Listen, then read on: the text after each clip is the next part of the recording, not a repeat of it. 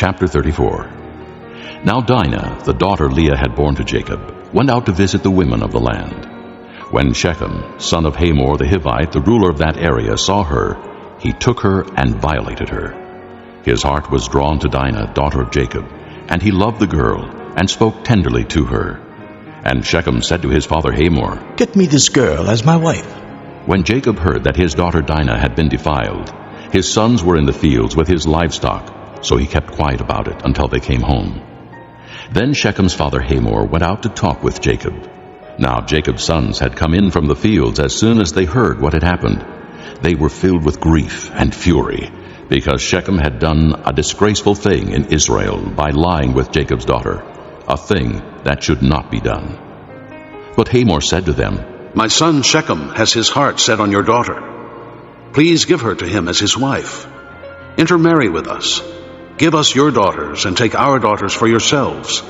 You can settle among us. The land is open to you. Live in it, trade in it, and acquire property in it." Then Shechem said to Dinah's father and brothers, "Let me find favor in your eyes, and I will give you whatever you ask. Make the price for the bride and the gift I am to bring as great as you like, and I'll pay whatever you ask me. Only give me the girl as my wife." Because their sister Dinah had been defiled, Jacob's sons replied deceitfully as they spoke to Shechem and his father Hamor. They said to them, "We can't do such a thing. We can't give our sister to a man who is not circumcised. That would be a disgrace to us. We will give our consent to you on one condition only, that you become like us by circumcising all your males. Then we will give you our daughters and take your daughters for ourselves.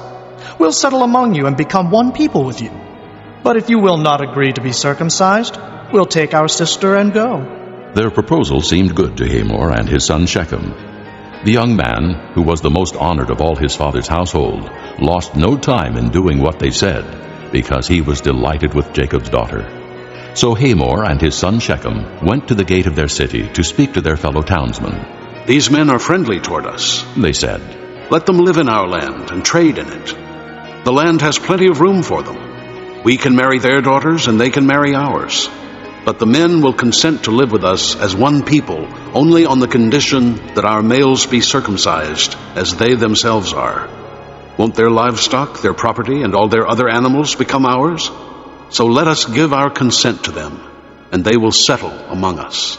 All the men who went out of the city gate agreed with Hamor and his son Shechem, and every male in the city was circumcised.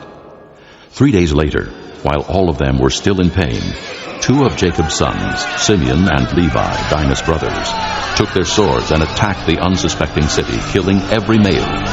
They put Hamor and his son Shechem to the sword, and took Dinah from Shechem's house and left. The sons of Jacob came upon the dead bodies and looted the city where their sister had been defiled. They seized their flocks and herds and donkeys and everything else of theirs in the city and out in the fields. They carried off all their wealth and all their women and children, taking as plunder everything in the houses. Then Jacob said to Simeon and Levi, "You have brought trouble on me by making me a stench to the Canaanites and the Perizzites, the people living in this land. We are few in number, and if they join forces against me and attack me, I and my household will be destroyed." But they replied, "Should he have treated our sister like a prostitute?" This concludes Disc 2.